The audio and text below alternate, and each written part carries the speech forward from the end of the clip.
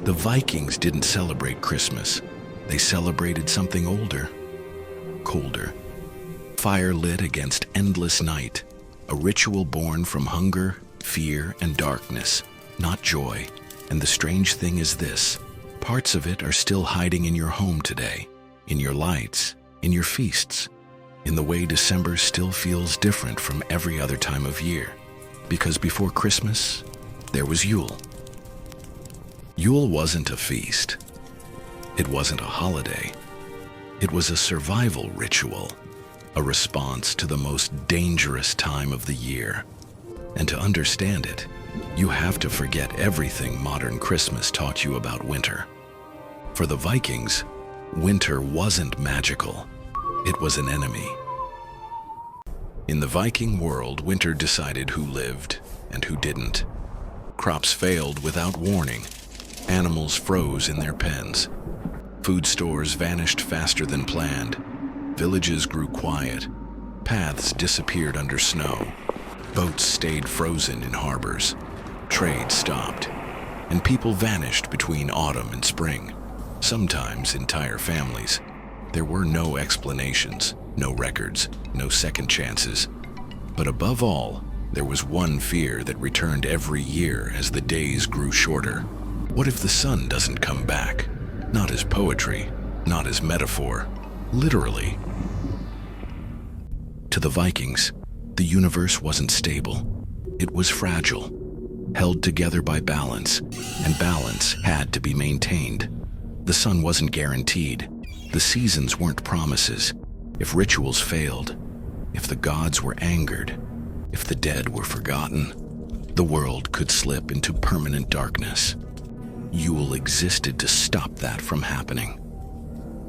Yule began at midwinter, the longest night of the year, the moment when the sun reached its weakest point, when darkness ruled more hours than light. Families gathered not for comfort, but because isolation meant death. A single fire burned at the center of the hall, not just for warmth, but as a challenge, a defiance. Children stared into the flames, listening to the wind claw at the walls. Elders told stories of winters that killed entire households. This was the night when the dead felt close and the future felt uncertain. Yule existed for one reason: to force the world back into balance, to convince the gods and the sun to return. The Vikings believed the universe responded to action, that survival required participation, and they believed something simple and terrifying: nothing comes back for free. Yule lasted 12 nights. 12 nights when normal rules softened. During those nights, fires burned constantly to push back the dark. Feasts were held even when food was scarce. Ale and mead flowed freely, binding communities together. The dead were remembered because winter belonged to them. Oaths were sworn on sacred boars, promises spoken aloud in front of gods and kin. To break an oath sworn at Yule was to invite disaster. A child watched the fire, memorizing its shape. An elder spoke names of those who didn't survive last winter. Every ritual had one message: endure. This wasn't celebration, it was preparation. Some rituals carried heavier meaning.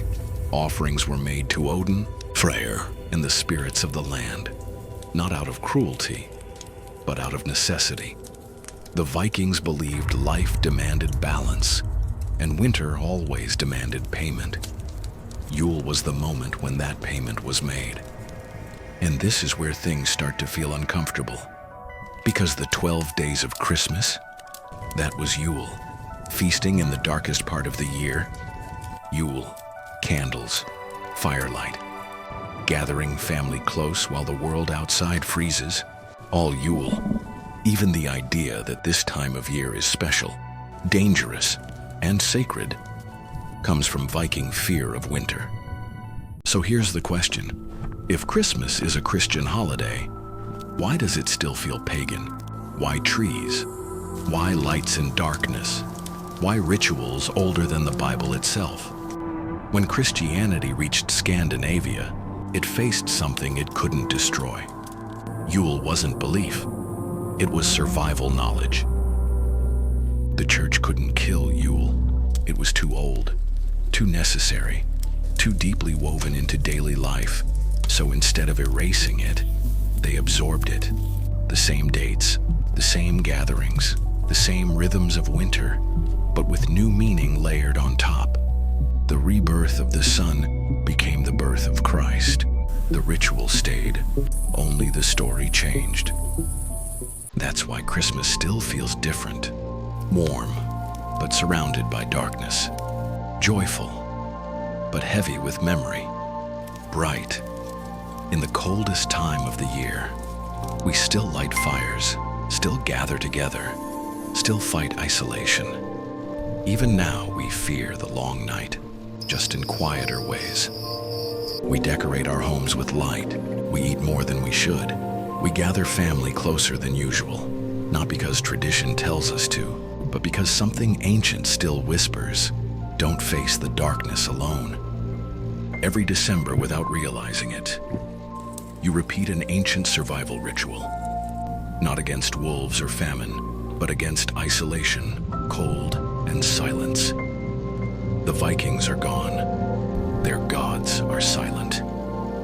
But their darkest night still returns. And Christmas? It didn't erase Yule. It wears it.